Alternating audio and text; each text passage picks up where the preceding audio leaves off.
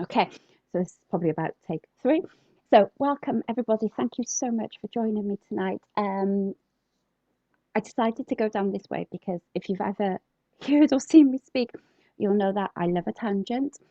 And I will be so distracted if someone asks a question in the chat that I won't be able to continue my train of thought. And I'm sure there will be tangents as I start talking properly anyway.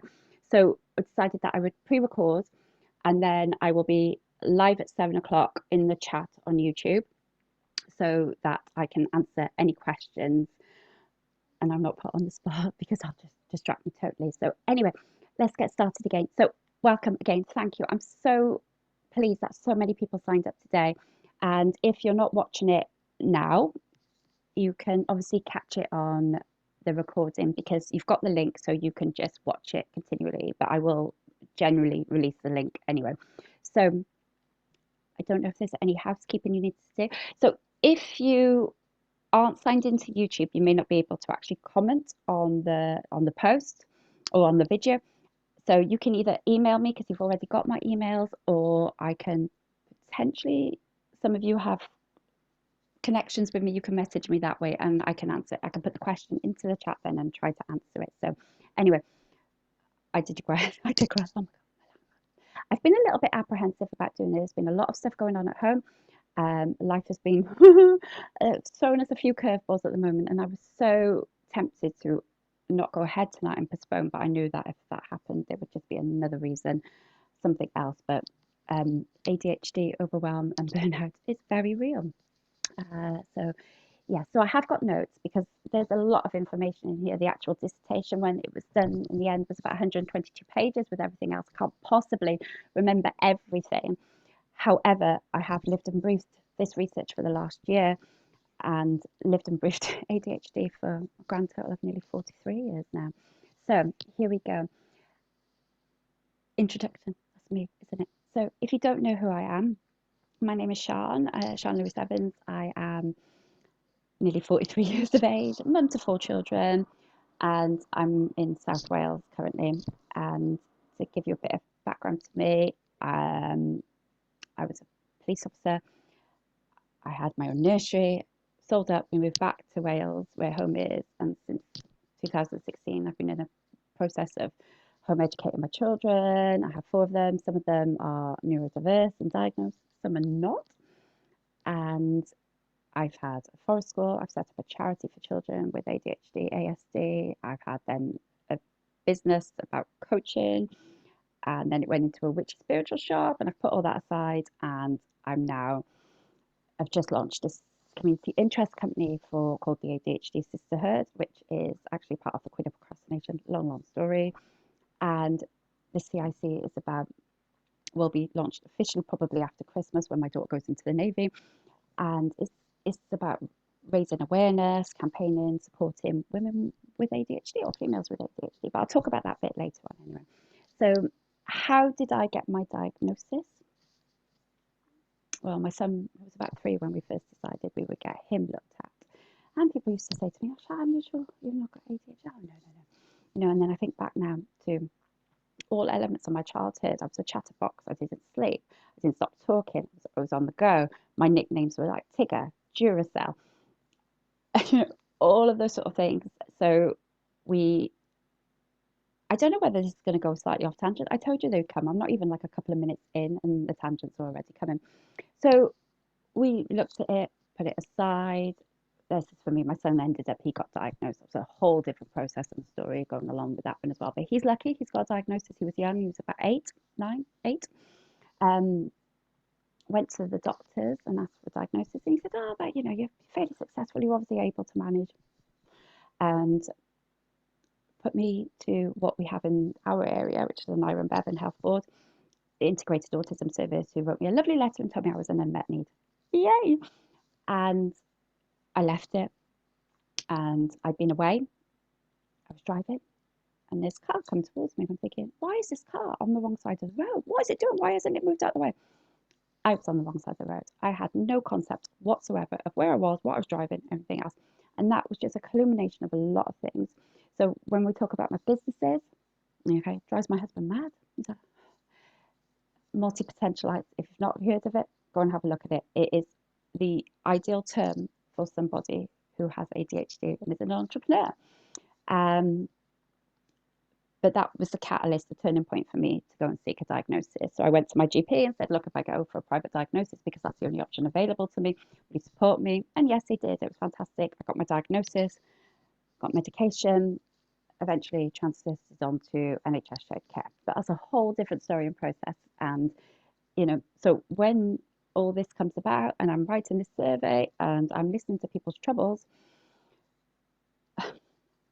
I know them. I have them. I've been there and I'm still having them. So there we go. So that's the introduction, kind of, in a way. No, sorry, I do digress. I hate watching myself on camera. This gap in my teeth is because of my medication. This literally bumped my head because I'm sneezing, hit my head on the corner of a wall just now. So that's like smarting. There we go. Anyway, this is why I can't do this live. And I'm not going to delete it and restart because I'll be here all night.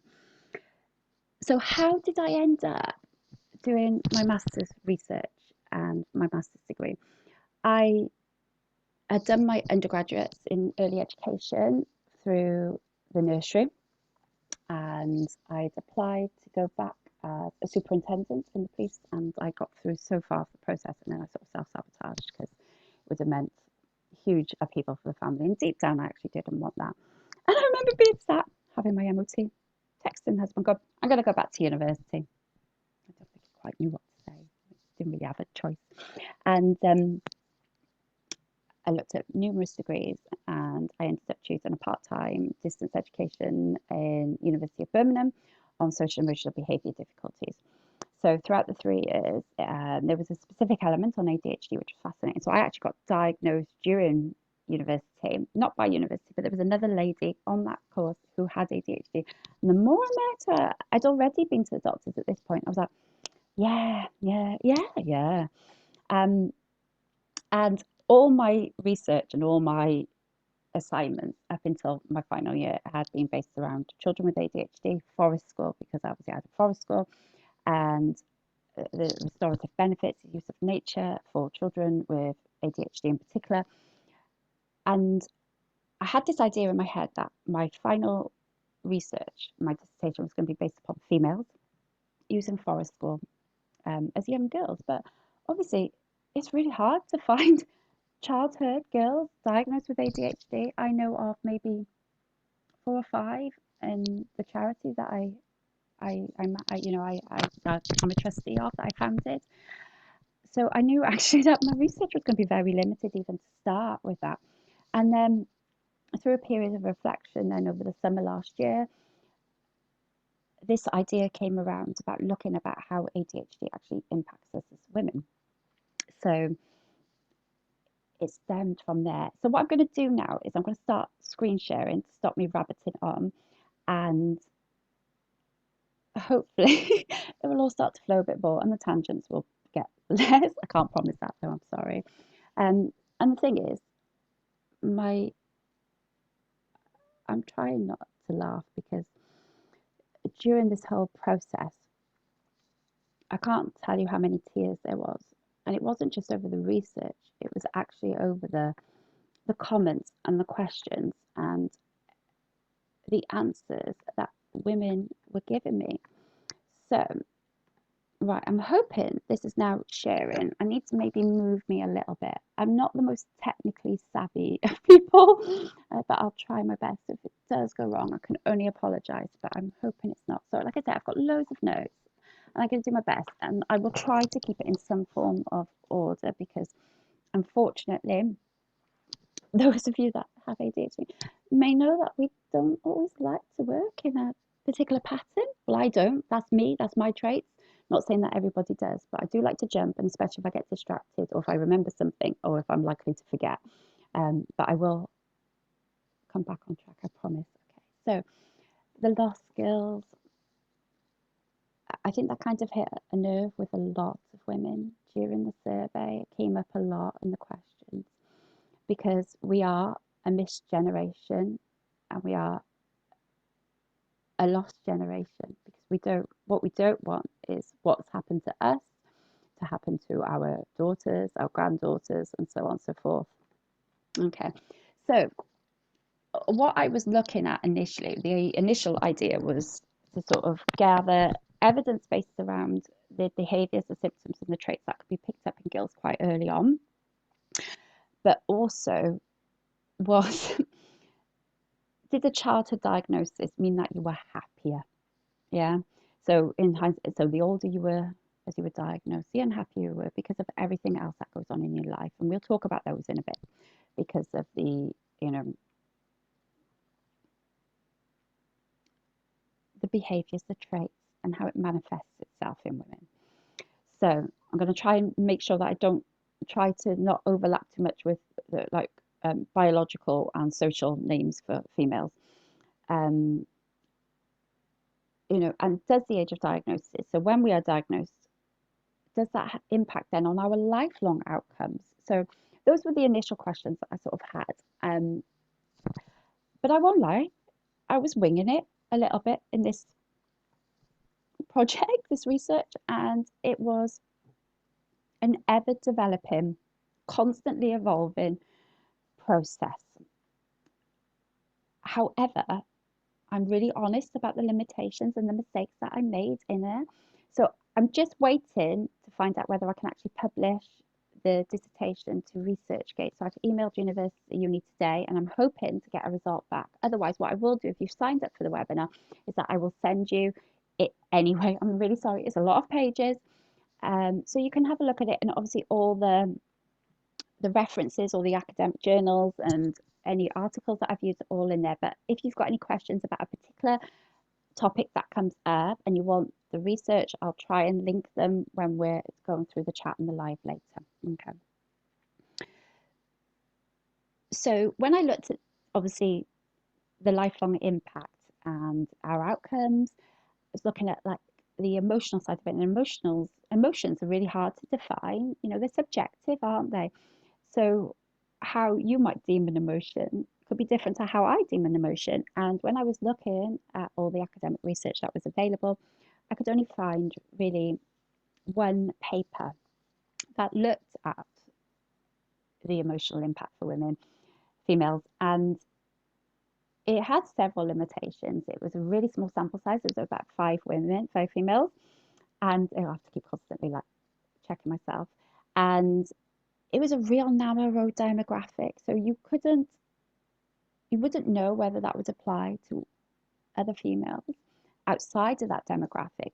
But it was a really good insight into looking at it, and it was actually a really interesting paper, and it was the only one I've ever come across like it. So it was really good actually to come across it. So okay, I'll flip on to my next page. Let's go on to the next slide. Okay, so I didn't know whether to talk about what ADHD actually is, because to be fair, you're all here because you have an interest in ADHD, or you have ADHD, or you know someone with ADHD, or work with people with ADHD. So I didn't really want to talk too much about it, but I have made some notes. I might have to put my glasses back on because I can't actually see. Okay, so ADHD is obviously massively controversial. It really is. People, again, I'm probably going to go off on a tangent now, dispute whether it's even real. You know, we've all probably got friends on our social media who goes, oh, back in my day, we didn't have ADHD, we just had a bat. Oh, okay, that's handy to know. You know, and that's what people are dealing with. And I have to say, touch wood, I've sat on a wooden chair, I can tap it, that when I've said to people, I'm quite open about the fact that I have ADHD, I haven't actually been met with much resistance or criticism or dismissal, which is quite good actually. I think most people just look at me and go, really? So, but it's incredibly controversial. So, you know, it's disputed whether it's a mental health disorder, whether it's a behavioural disorder, or a neurodevelopmental disorder. And it doesn't help that the two criteria that we use in the entire world for diagnostics, so you've got obviously the NICE guidance, which is what we use in the UK, which is the National Institute for Health and Care of Excellence, Care Excellence. They describe it, it's actually under the behavioural and the mental health disorders. Now, the APA, who produce the DSM, describe it as a neurobiological disorder. So when you've got these two big, high-hitting, health, medical people, companies, organisations disputing it, of course it's going to come into some sort of, what actually is it? What do people describe it as? I don't think it's a mental health disorder. I do think it is neurobiological. However, that is hugely complex in itself as well. And, there are a lot of people who argue it's a social construct, and that actually, considering it's one of the, as it is one of the most widely researched and studied childhood disorders in the whole world, following like anxiety and autism, yet we still can't come up with a conclusive, what's the word, a conclusive,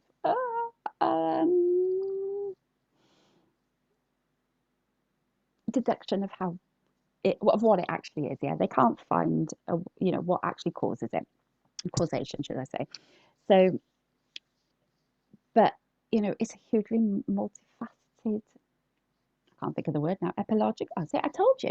I think I am not an expert. If anybody's coming on you expecting me to be an expert, please, you're going to be sorely disappointed. I'm not an expert. I am a female woman who has ADHD, lives with a child with ADHD, has lived with this, obviously, as a lot of other women, who's just spent the last year really immersed in this study because I'm passionate about it, and those reasons will come about in a bit.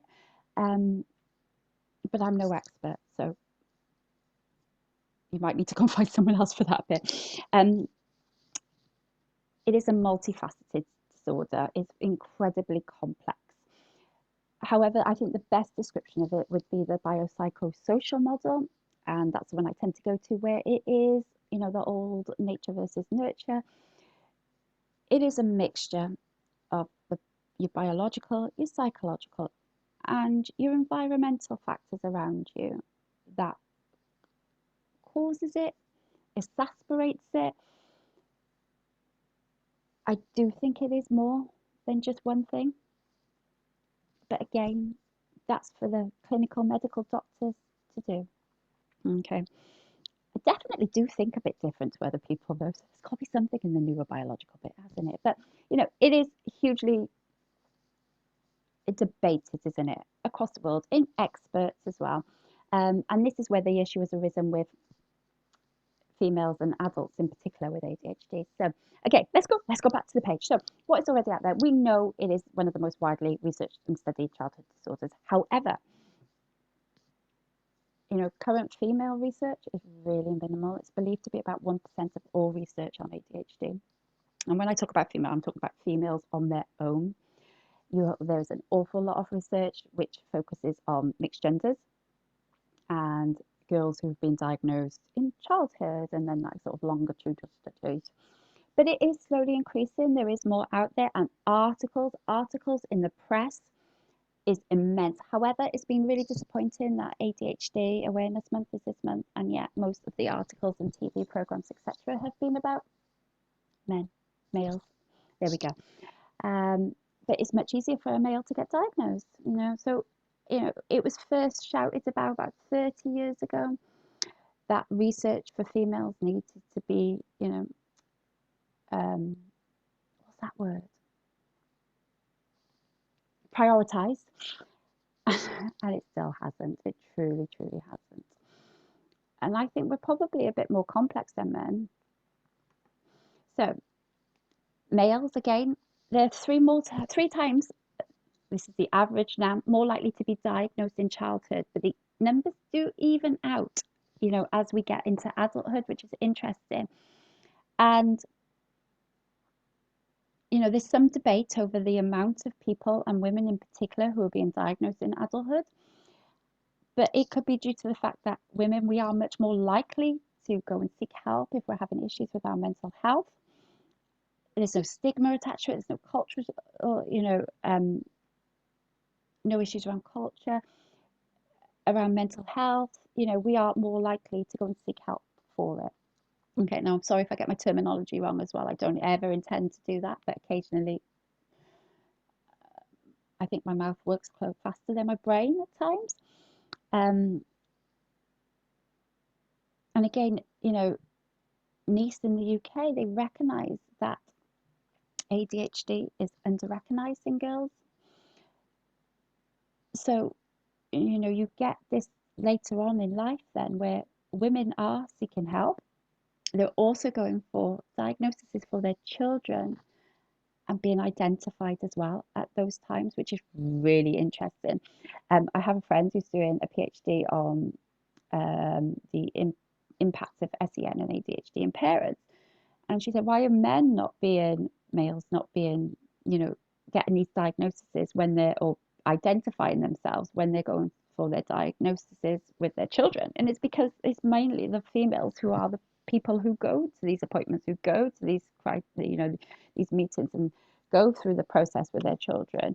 And that is just, that was my opinion on it anyway, which seems to make sense. It is primarily when you go into social media groups, it's the females, the female caregiver, that is the person who is going to these meetings, who is going through the diagnostic process with the child, who is then being identified. So it is believed that 5 to 7% of the population have ADHD. So in the UK, that works out roughly about 1.5 million, as you can see, but only 120,000 have been diagnosed officially. And that is, well, that's a whole different research project there, isn't it? So the biggest problem, and like we say about, it being controversial, it is subject to perceptual bias. There are huge stereotypical views and negativity and stigma based around ADHD. When you look at it, how it's portrayed in the media, on the TV and films, it is typically a young boy being violent, disruptive, boisterous, not behaving. And that's what the research kind of focused on. And then when you go into training, and we're including doctors here and health professionals, they have this bias. And I can't remember now whether I talk about this one particular study or not. I think I do. There is a study by Tatlow, Golden et al. I can put it in, that talks about the biases of GPs. It's based in Australia, but the majority of GPs believe that ADHD was caused by parenting. So when you go to your GP, your professional, your healthcare, your gatekeeper, who's going to open up those doors for you to get access, and they believe it's parenting and it's not real, you're going to hit a brick wall before you even start. And that is, I told you I'll go off on tangents. That's just a whole different process, isn't it? It is exactly what it's, yeah, it's a bit pants really in that sense. So yeah, I'm digressing again, aren't I? Let's carry on. Okay, if you've never seen this, I'm going to move me quickly because I'm all the way up here and I need to move this so you can see this. If you've not seen this, this is a really good example of what people don't realize ADHD actually is. And first time I saw this and I was talking about it, I was doing a talk about being an adult with ADHD into a group, and I was having a really difficult week anyway. And I was talking through all these bits, and I realized then that, oh my God, I have ADHD, but like rejection sensitivity disorder, I didn't even realize and think I had that. But there's so much of these things that I have, that we have, that people have no idea what is actually out there and the implications this has on our lives daily. And you get your diagnosis, you get your medication. Fantastic. Ish.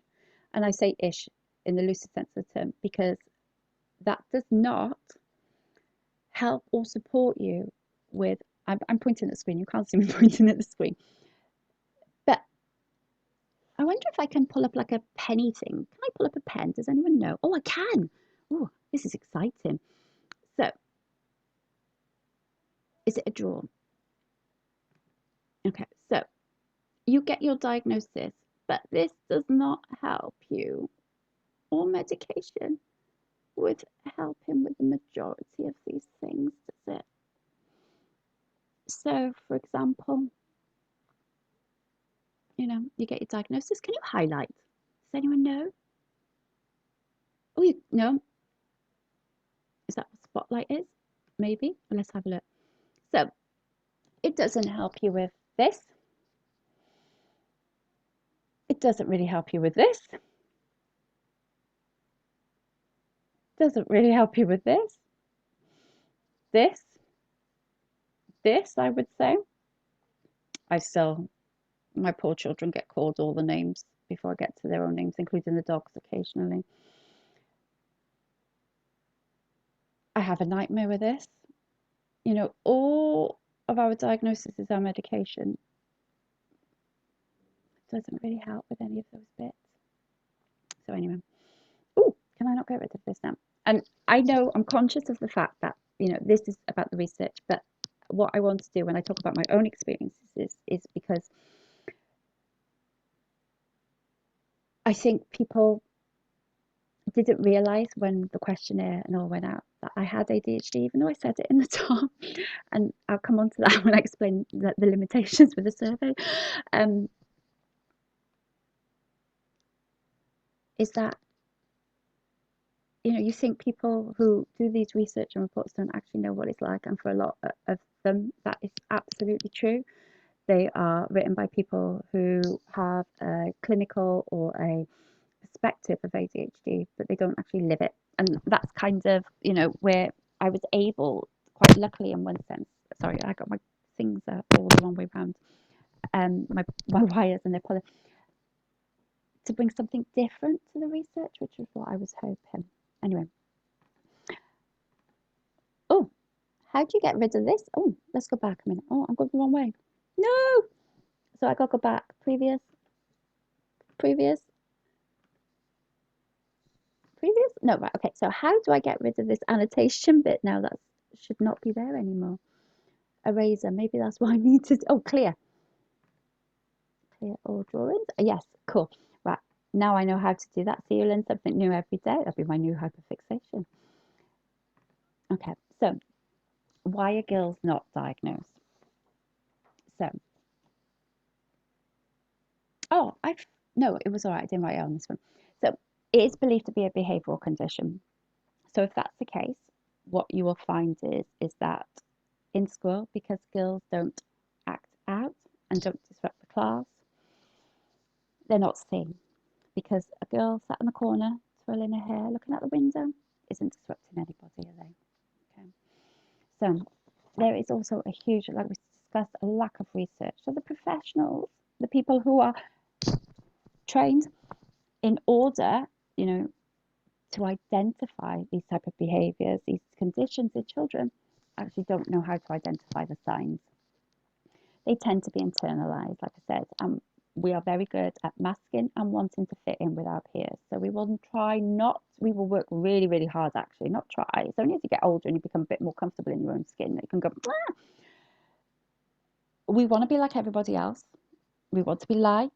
We want to join in and we want to do the same. So we internalize it. And then that manifests itself in other ways. Again, stereotypical perceptions of ADHD. It is predominantly,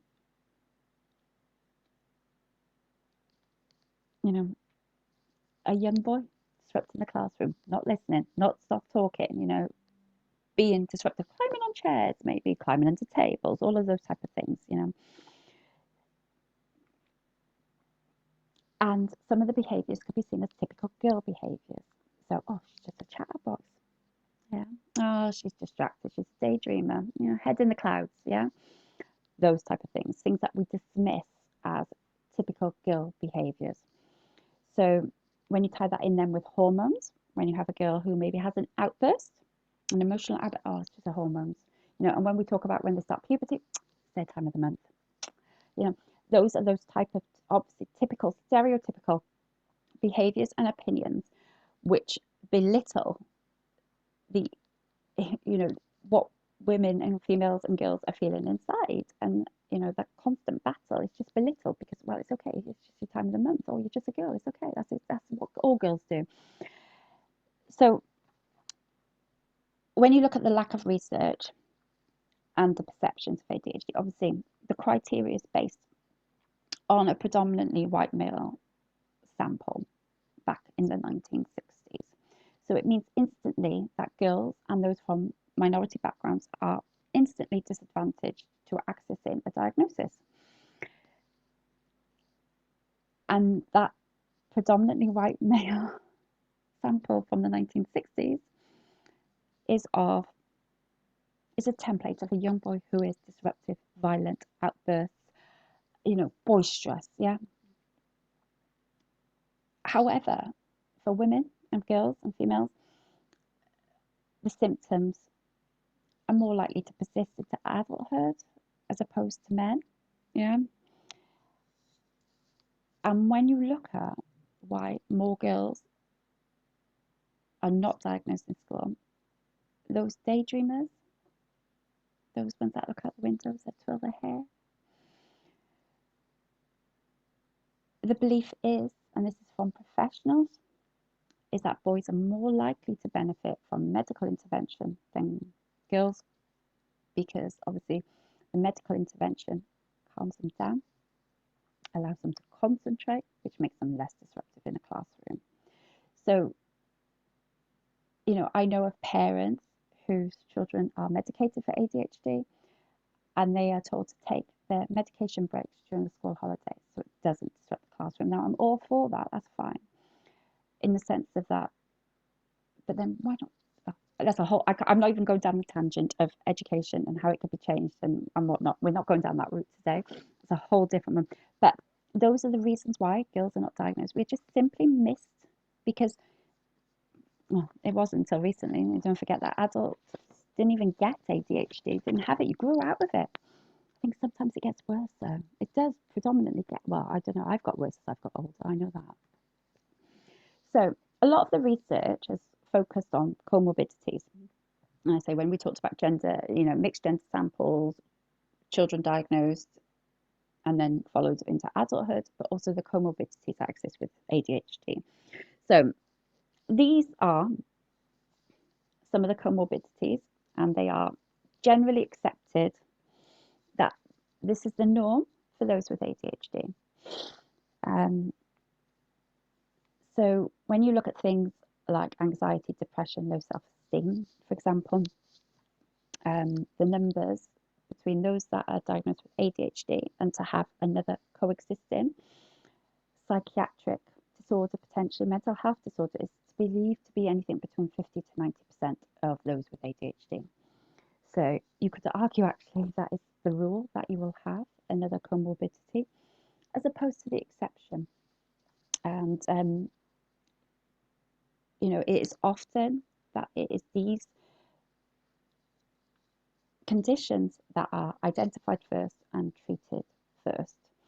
And that's come up in a lot of research, and it came up in my research that, you know, females are increasingly frustrated with being told, well, you're just anxious, you're depressed, you know, let's give you some antidepressants and let's see if they work and whatnot. And that's what you get given.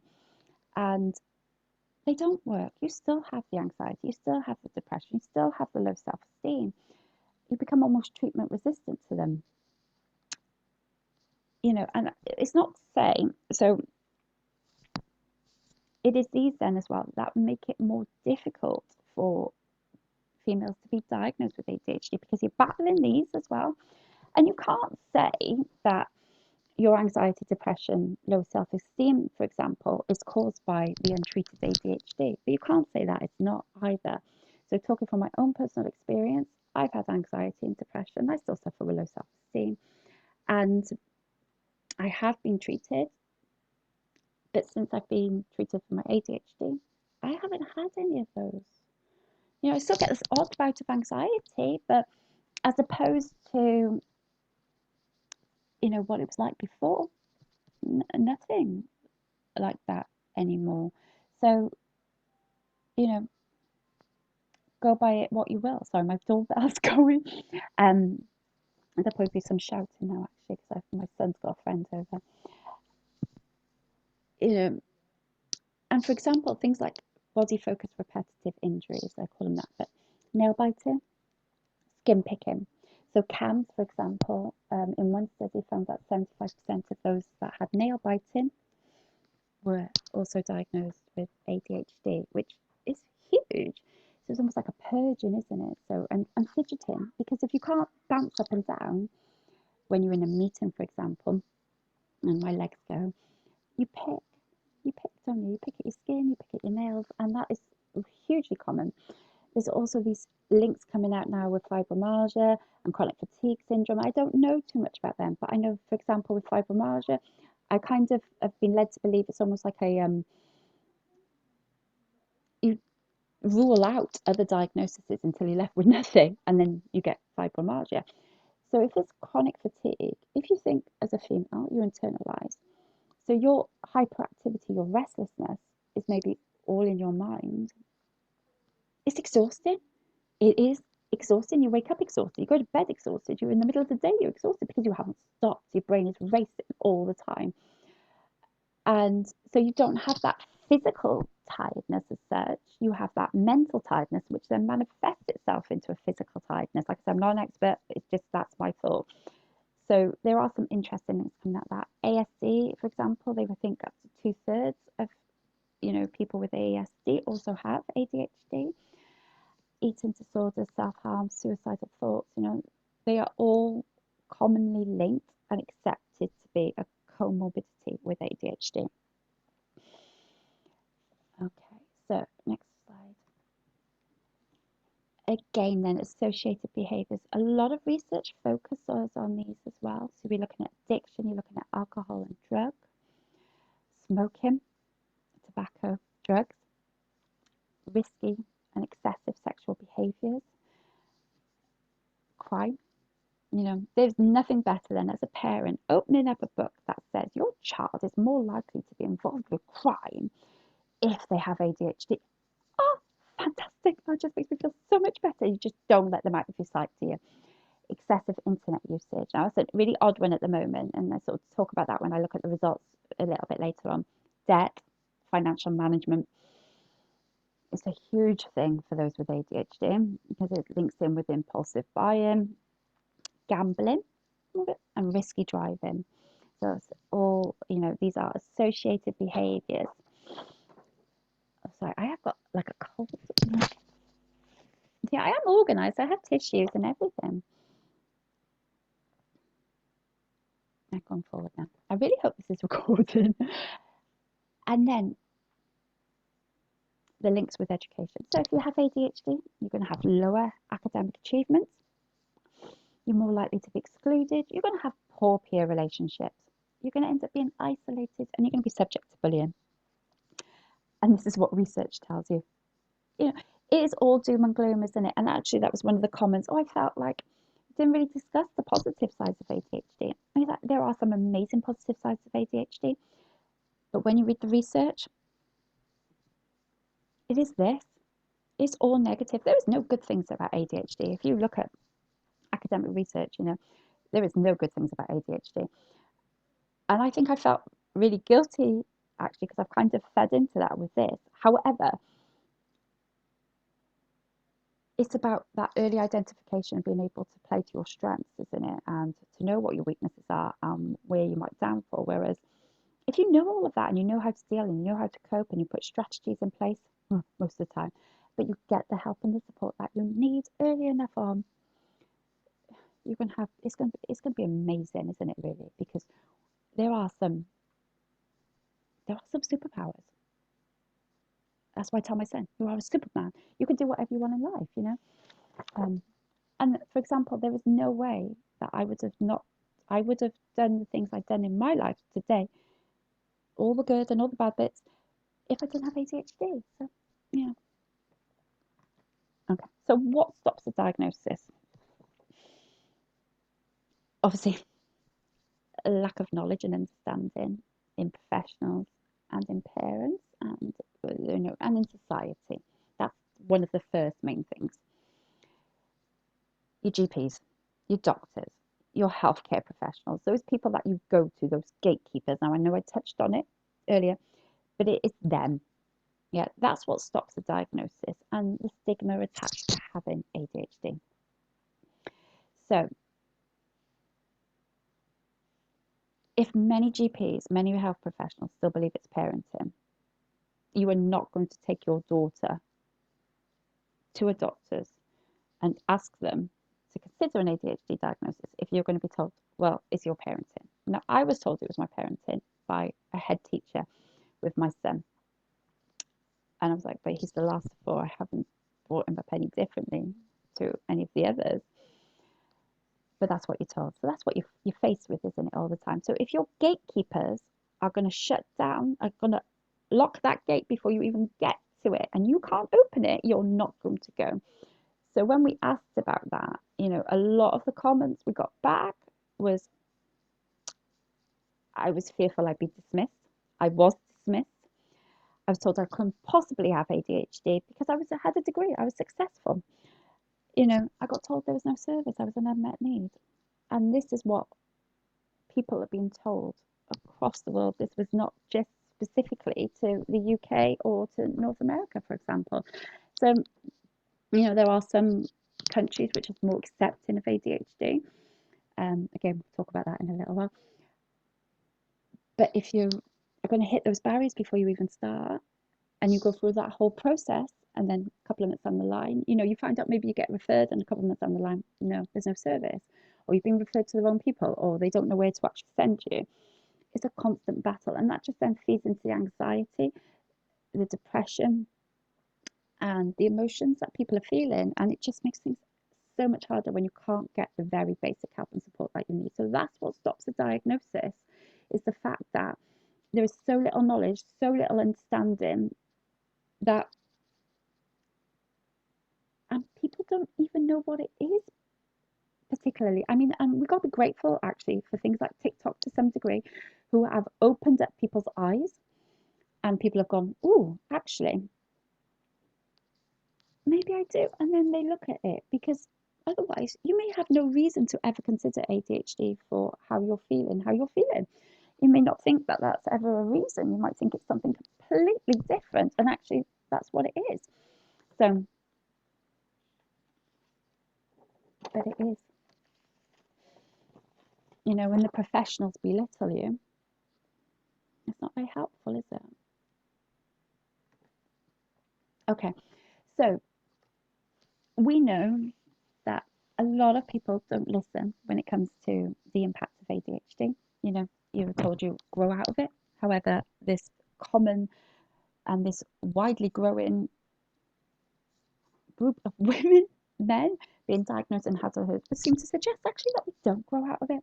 And hopefully that would mean, but the biggest way to get people obviously to actually sit up and take note of what is going on is when it hits them in the pocket. Okay, so there is a really good report, even though there could be some slight bias in it, by Shire Pharmaceuticals, and they make Albans, or used to anyway.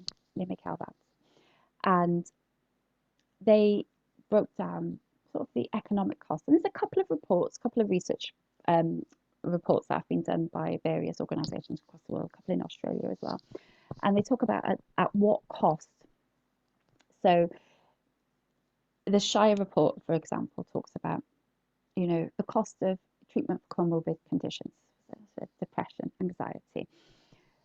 If you have a breakdown in education, if you need to go and seek specialist support, obviously that has a cost. This is a good one, and this one will always get the government to sit up and take note, won't it? If you have lower academic achievement, you are more likely to earn lower, which means you pay less tax, which means you get more state benefits. Okay, I put them in the thing because that's exactly what would impact and would make the government sit up. If they thought that actually, if they invested in us and we got early enough treatment and intervention so we could fulfill our potential, we'd earn more money. We'd pay more taxes. We wouldn't have to have state benefits, and we'd pay more back into the system, which means they would get more money. And that is the sad reality of it, actually, is that I think the only way we will actually get the governments to actually listen would be to show them the financial implications for them. Interventions from social services and police. Okay, that was one of the things that they discussed as a financial implication. The impact on health services, we're talking about substance abuse, STDs, unwanted pregnancies, etc. Financial penalties, I talk about them briefly in a minute, but you can also call them ADHD tax. We're talking about fines, unpaid bills, and criminal justice costs if you're involved in crime. So those are the costs that the report came out with. So whilst the initial report is obviously written, or I can't think of the words. Oh my God, it's gone. It's gone. I do have these moments where minutes ago. It was obviously commissioned by a pharmaceutical company, and you've got to question their bias. They stand to gain an awful lot from having early interventions and more people medicated, without a doubt.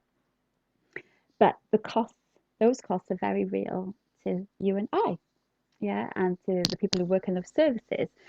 Those costs are very, very real. And my own doctor actually confirmed, because he said, oh, we can give you cancer. I said, well, why do you not do that for children then? He said, because it's cheaper.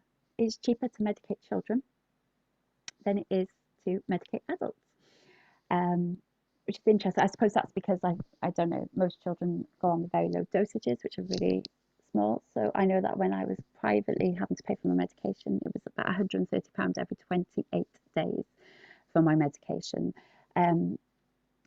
Which means, and that's again, then it becomes a barrier, doesn't it, to people seeking diagnosis? Because if you're going to be having to pay privately for medication for perhaps a year, that's an awful lot of money on top of then having to pay for your prescription, the actual paper prescription to go to the chemist in the first place.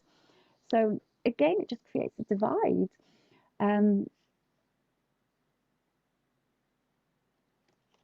I talk about so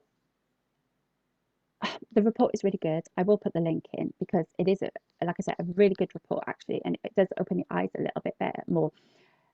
However, I am very wary of pharmaceutical companies and their agendas. There is a lot of conflict out there, and when you read, there's a really good research article which talks about ADHD, is it real or not in adults, and there is a guy called Sammy Timoney, and if you've never read him, he's actually really good, and he talks a lot about it being a social construct and what one deems in one country for behaviour, which would be your thresholds, etc., for looking at ADHD. Other countries don't have those thresholds, so they have higher diagnostic rates. But he talks about it being a social construct, and he said you should look at it as differences rather than a disorder. And they have, him and the other researcher at the time, don't ask, I can't think of her name, it's in my paper. They have no links to any pharmaceutical companies. And then the other part of the paper, which was about, yes, it is a real disorder, but you can go to remission. They talk about that as well in the paper. Out of 10 of those authors, 8 of them had links to pharmaceutical companies or ADHD charities. So, there is always a conflict of interest that, well, I'd say there's not always, but it's always worth checking it out. And for example, I mean, in America, every single ADHD medication drug has been formally warned by, is it the FDA, for misleading and false representations in advertising, because that's what sells, doesn't it? Anyway, I'll digress again. But I do talk about Big Pharma because it is important to note that some of the research obviously is biased. So you can't always,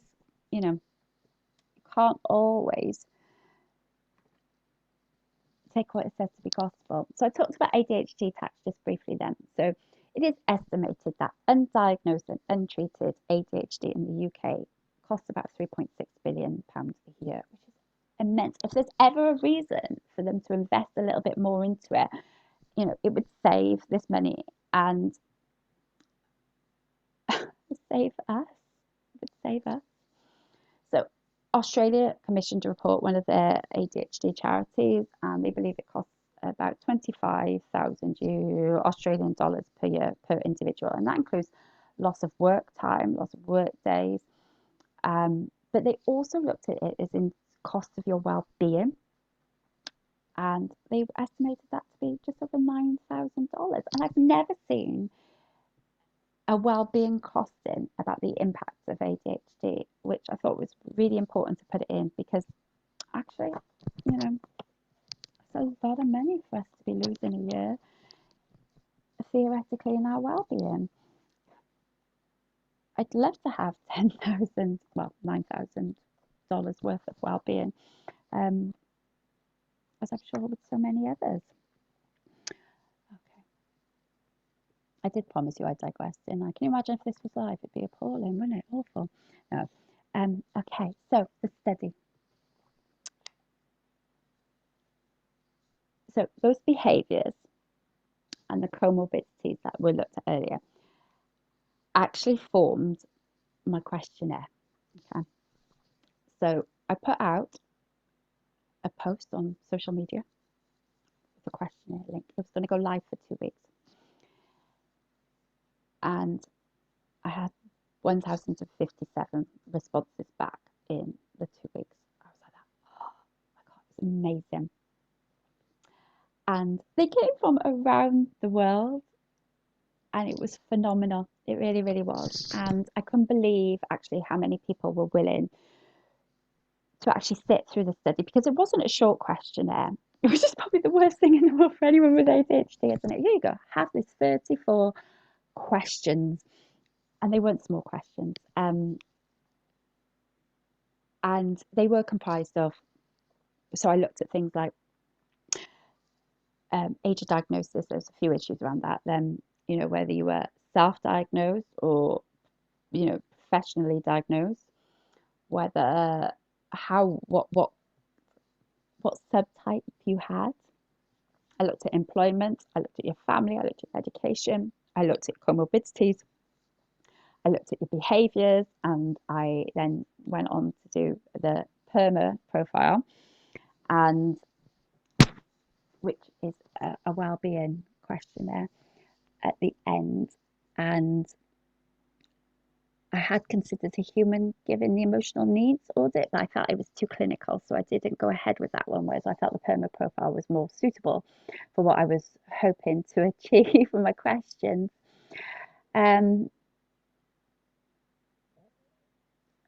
Yeah, so out of the 1,057, I had to count 46 whereby they either diagnosed in childhood or they had failed to put down what age they were. So they had to be discounted, because what I wanted to do was I wanted females who'd only been diagnosed over the age of 18. So they had to be diagnosed as an adult. And that's what we had. So there was then a link at the end with my email in there to say that I was going to conduct virtual interviews of about an hour each. And I was looking for about 4 females in the end. And I had over 200 responses back. And in the end, I couldn't physically even work out how to do those interviews. So after discussion with my tutor, my supervisor, we decided that I would send out like a one page, well, just a one question about how they, could they describe in about 200 odd words how the ADHD has impacted them emotionally. And another 30 responded back. And I mean, that was brilliant still, because I appreciated it being a bit of a while after we'd sent the survey out to begin with. So there are a few limitations with the actual survey. So I sent it out as a pilot. And at the end, as a part of the pilot questions, it said, how long did the survey take you? And was there any comments, meaning about the survey? But it was only meant to be for the pilots. And it came back, and the people were like, yeah, it's fine, Sean, brilliant. And I got so excited, I just sent it. I just sent it out with the question about the time and any other comments. So it became quite apparent quite quickly that people were like, you didn't ask me to keep track of the time. So I was like, oh my God, no. And because people had already answered, I couldn't take the question out. So I had to put at the top at the beginning, I'm really sorry, but I sent too soon. Please just put 0 or ignore it. It's amazing how many people didn't read it either. So, and any comments shouldn't have been there either, but actually, I'm really glad it stayed because it allowed those participants, those females to women, to be able to put comments in that there was nowhere else in the survey for them to do. So actually it worked really, really well. The perma profile is a fantastic tool. However, it is not very user friendly on a mobile, and the survey system that I use isn't very user friendly on a mobile. And probably asking those questions about your well-being a year into a pandemic after lockdown means that the answers may not have been as real as they would have been if we hadn't been in a pandemic. I've got to take my glasses off because the light's reflecting back on them. How awful is that? But now I can't see. So that was obviously, oh my goodness, I've got this word and I can't actually read my own writing now. There's a question as well in the perma profile. And if you've never come across a perma profile and you were reading it for me, which is what happened, you would never have known that it was wrong. So one of the questions, and it's for negative emotions, is it should read, how often, do you feel sad, in general? And you have the survey 0 to 10. But it auto-corrected safe, which is a great question, but obviously I had to take that away then because it should have been, about sadness, not safety. However, that wouldn't have overall affected the end results, but obviously that was in there. And the biggest limitation, quite honestly, it was me. So I did not do the questionnaire, and I tried to be really careful in the questions I asked, the language that I used, the research that I read, and when I was taking the comments, looking for comments that both supported and opposed, the emotional impact being negative. So, and obviously I had these ideas in my head from reading my own personal experiences, reading books, looking at the social media forums, the groups that we're in, about the type of behaviors and emotions that females with ADHD experience. And those were obviously my ideas. And I didn't want them to be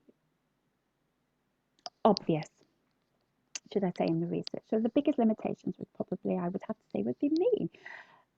And that also means then that if someone was to replicate the study, is that they would probably not get the same data and the same analysis that I've got from it, because obviously a lot of things would be subjective when we talk about emotions.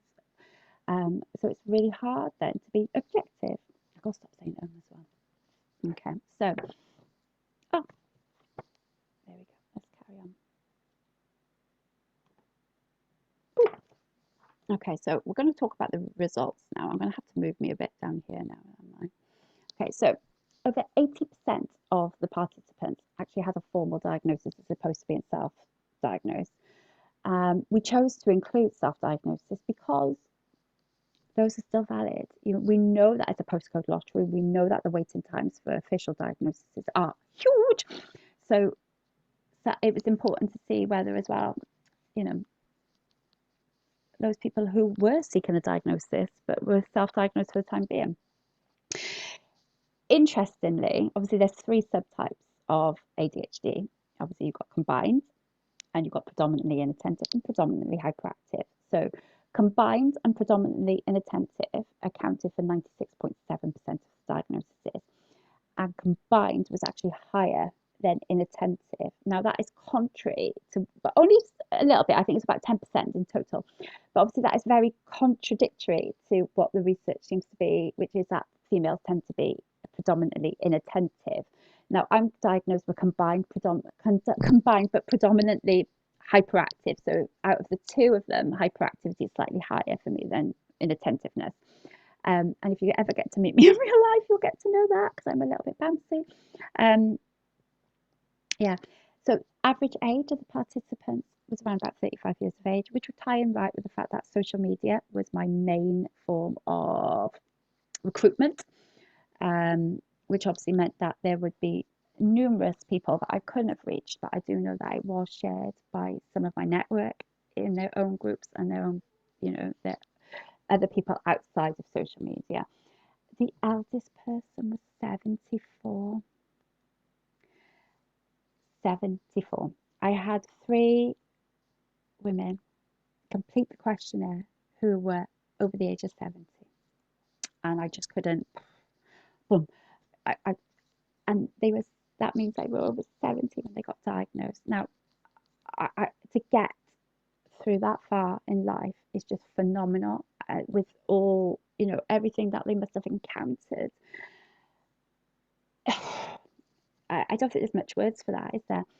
So participants literally came from around the world, with the majority from North America and the UK.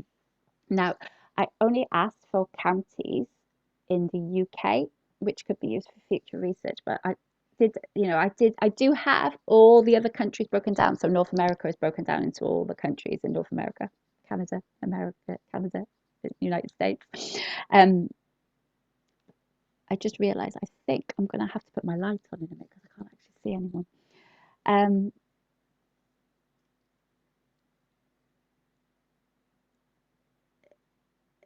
Yes. Hang on, I'm just going to have to put a light on because I can't actually see. I'll be back.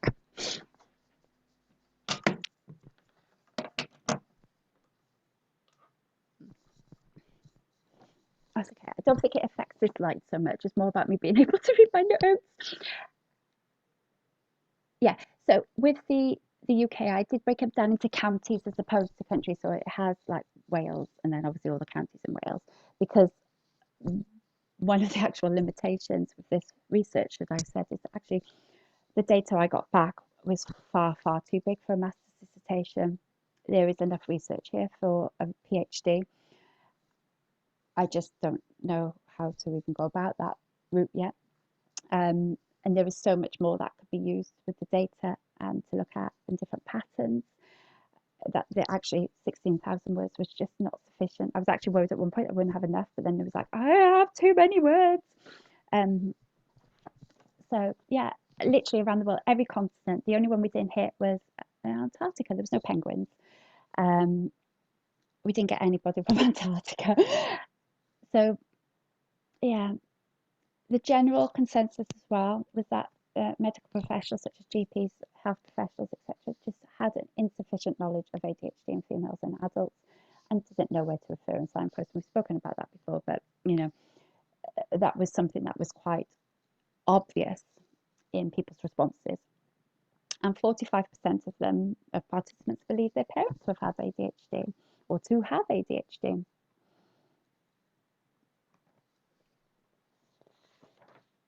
So we asked about school and education. So only, when you look at the research that says you're going to have really low academic achievement, only, oh, only 0.5% of the participants had no formal educational qualifications. And I've just realised I'm really coming close to when I've actually got to upload this and get it on. Had no formal educational qualifications. When we looked at the qualifications again, A levels and AP, which is an American qualification, were very low scoring as being the lowest educational qualification that reported. However, I think that was down to the fact that people had done their GCSEs or diplomas, done their A levels, etc., and then gone on to their undergraduate degree, which was actually the highest educational qualification reported. So 13.2% didn't enjoy any aspect of school, and 52.7% claimed friendships to be the most enjoyable aspect of it.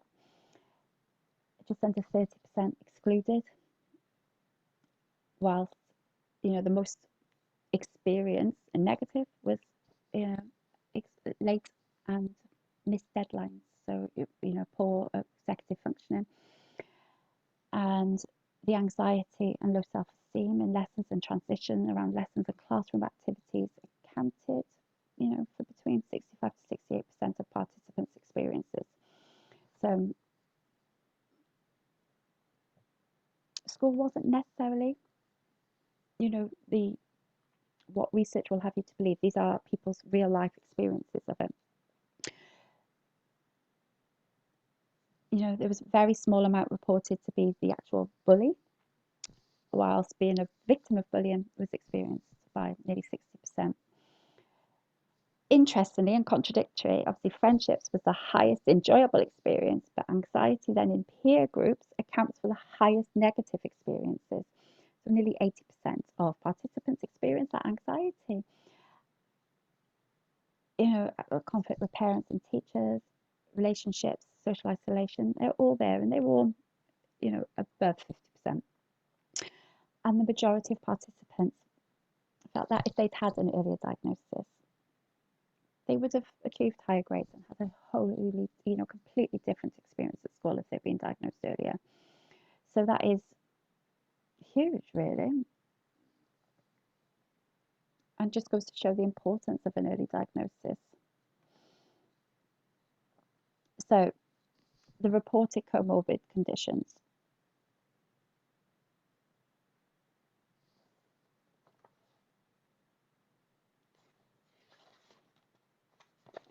I haven't got enough time.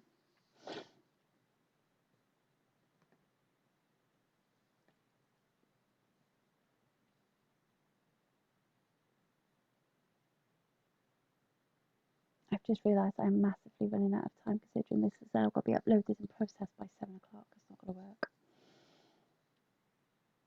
Okay, let's try.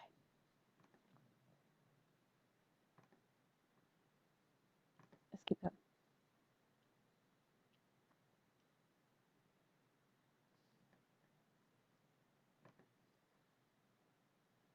Right, where were we? We were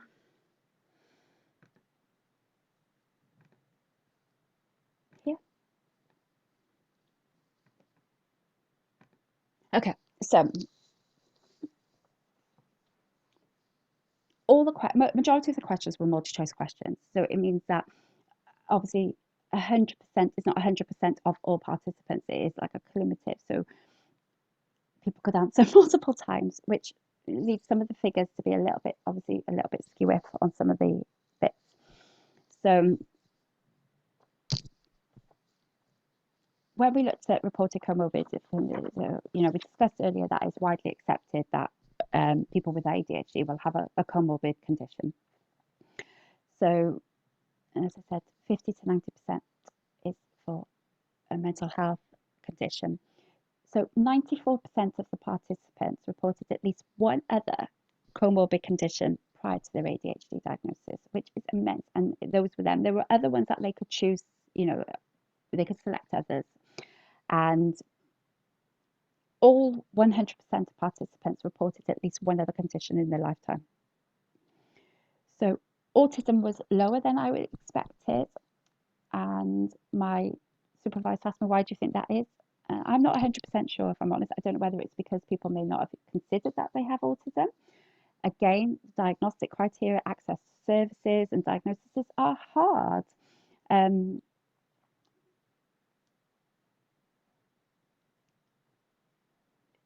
So yeah, I don't know. I don't know why.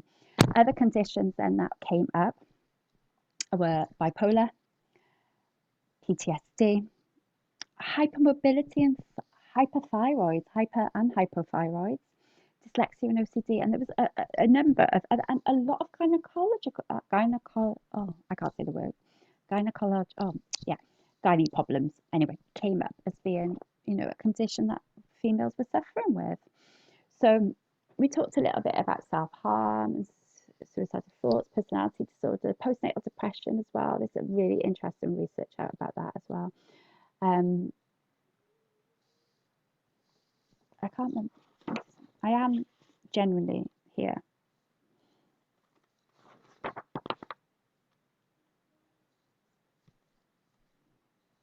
So again, with the eating disorders as well, you know, there's a lot of research out there and shows that, especially for inattentiveness, and not being able to fully, I don't want to say cure because that's not the word I want to look at, but recover is difficult, especially if you have untreated ADHD. So it's about, and I'll talk about that when I look at one of the things that we should look at when we're looking at investigating and treating ADHD.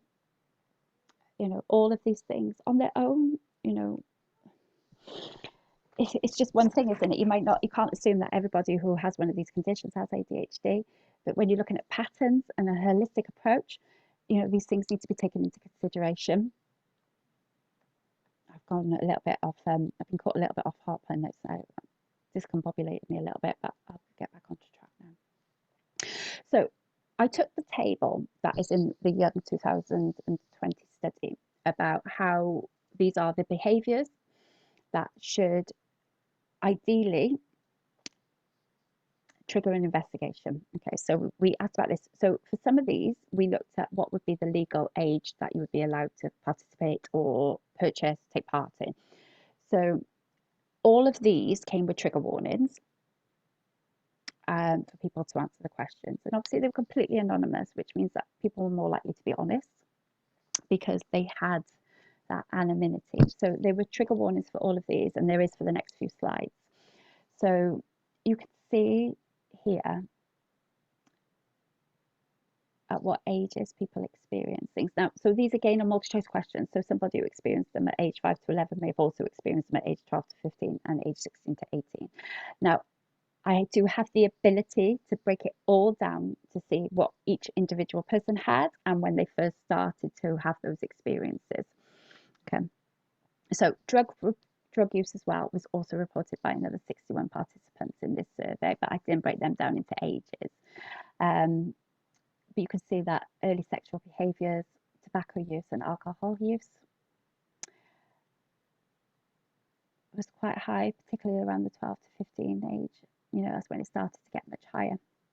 And it's fair to say that a substantial number of the age 5 to 11 and 12 to 15, 16 to 18 in the early sexual behaviours were not likely to be consensual. However, I didn't specify exactly what early sexual behaviours were, so they are open to interpretation by the person who's been completing the questionnaire.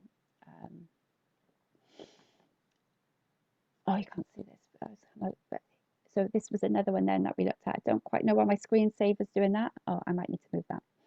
Okay, so, oh, go back. Ah, previous. So risky sexual behaviours, underage unwanted pregnancy, criminal, you can see them there, what they are. It says road traffic accidents and then others. So you can see that everything pretty much starts to decrease at the age of 26 and tends to peak at the age of 19 to 25. So my thoughts for that were based around maybe college and university ages 19 to 25 and 26 to when you become more semblance of an adult. Potentially you might have a family, you might have a good, you've gone into your career, you're settling down. So that 18 to, that 19 to 25 is probably what people would class as your wild years, maybe. You're out in the world, you're at university, you're exploring, you might be traveling. One of the things that we looked at, if I just go on to the next page, it might be easier to sort of explain it from there. Again, so you've got substance abuse, gambling, compulsive shopping, excessive computer use, sexual behaviours. So substance abuse and excessive sexual behaviours, when you link that in then with, for example, risky sexual behaviours, road traffic accidents, etc., criminal antisocial behaviour. So age 18, 19 to 25, as you can see, for example, substance abuse is really high. Again, ties in with that age where people are commonly at university, college. Substance abuse, alcohol lowers your inhibitions. One of the things that came out during this was a huge amount of non-consensual sex um, and sexual activities. And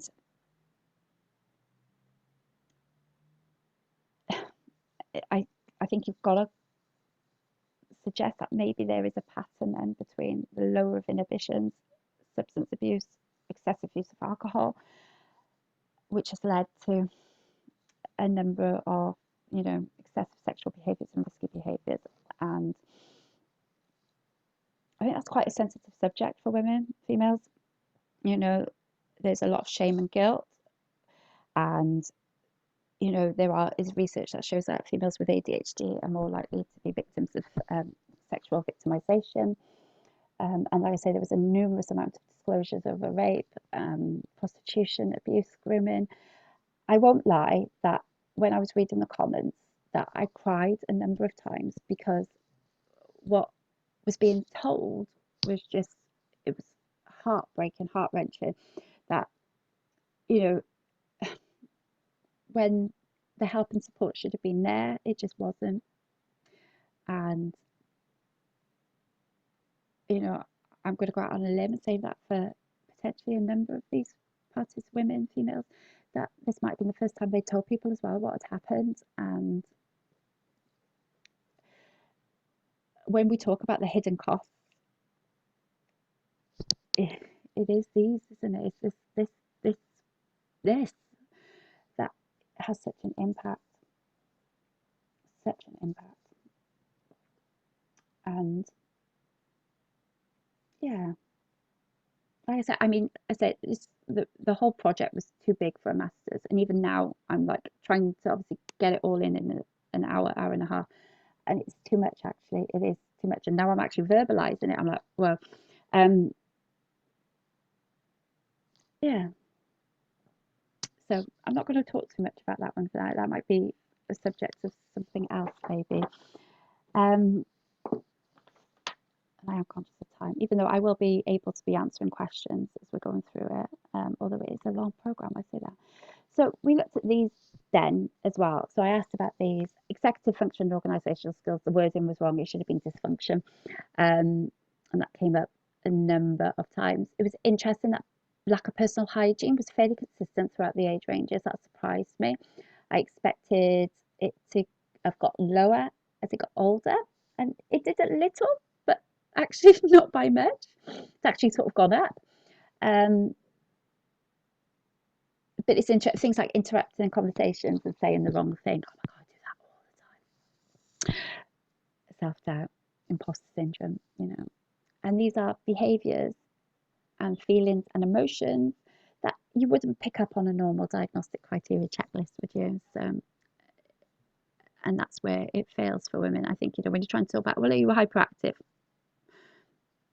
Trying to say, you might not even realise that you're hyperactive in your mind.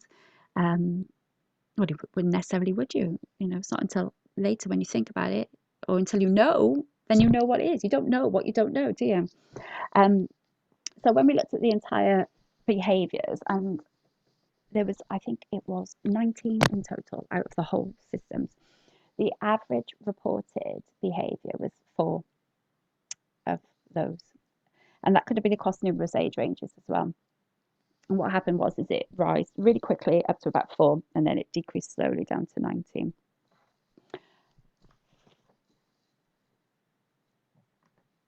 So then we looked at the PERMA profile, which is what I did. So this is your 5 pillars of well-being. So it looks at like positive emotions, meaning, engagement, accomplishment, relationships; negative emotions, and health.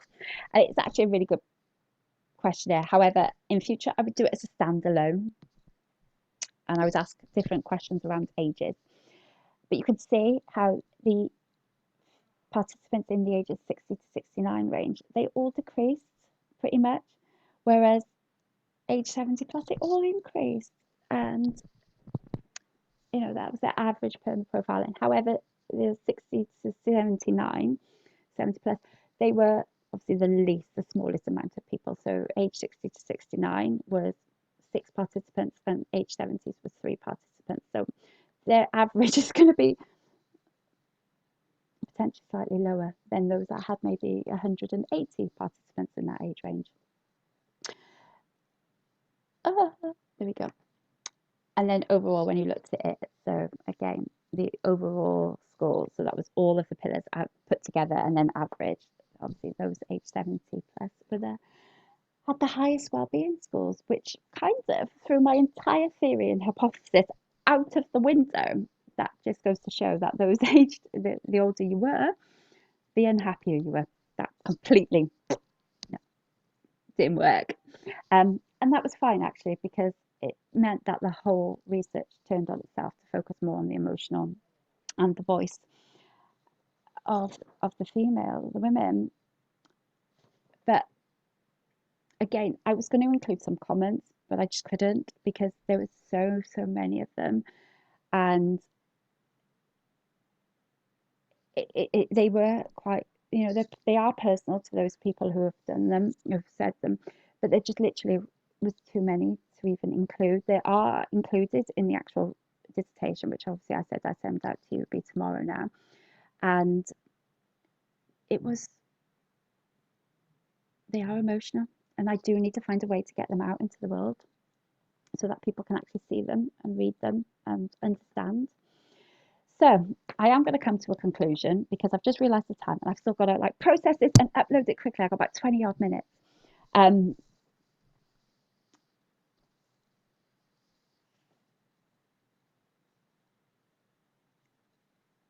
oh, you can't measure the emotional impact. You really can't. So all these data charts that I've put up there, they're great, but they don't actually tell you how it is impacted upon those women. What it does allow you to do, though, is to provide a starting point for an investigation. So teachers are probably in the best place because they have the classroom, but they also have the school ground, the playground gossip. Yeah.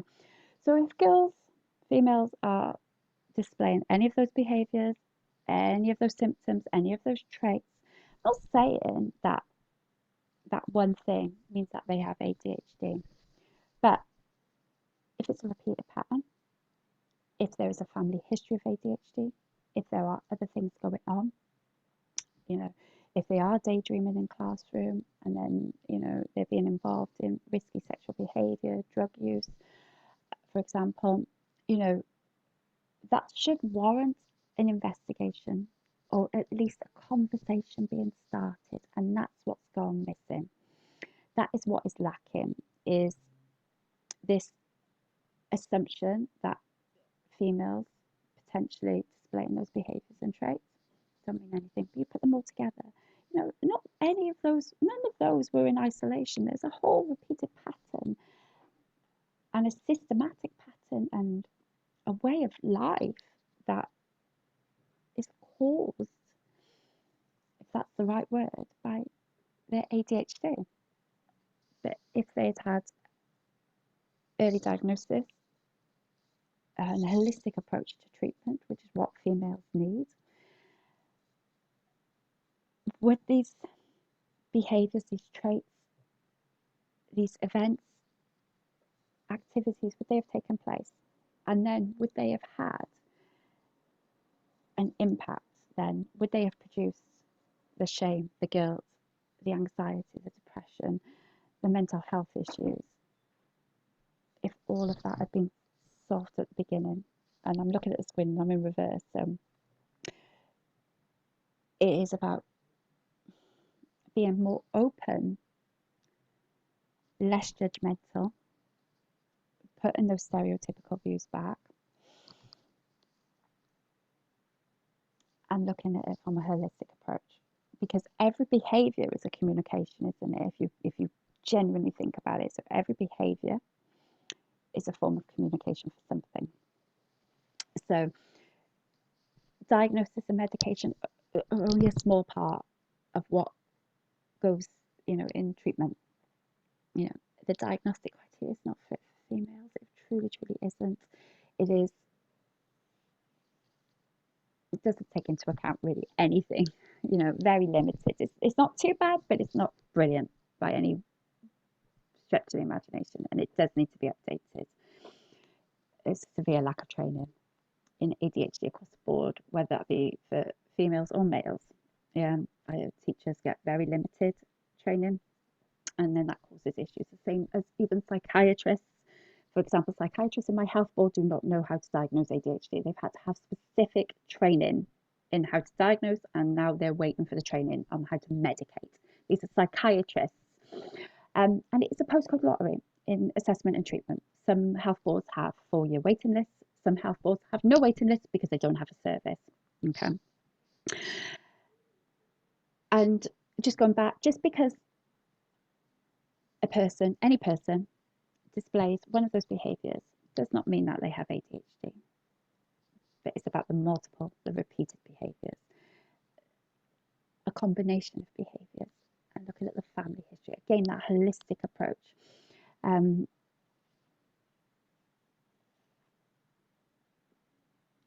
You know, so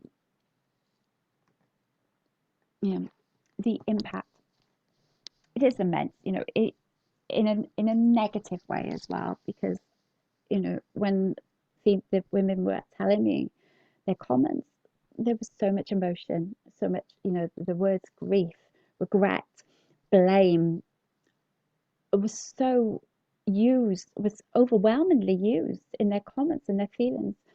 And you can't hide from that, you can't dismiss that, because the impact is far greater than just the, oh, you have ADHD, and oh yeah, we're really sorry we haven't treated you, have some medication, here it goes. You know, it impacts upon every aspect of their lives. And you can't sum that up, actually. I can't sum that up in however long I've been talking. I don't actually know how long I've been talking for, but you really can't sum it up.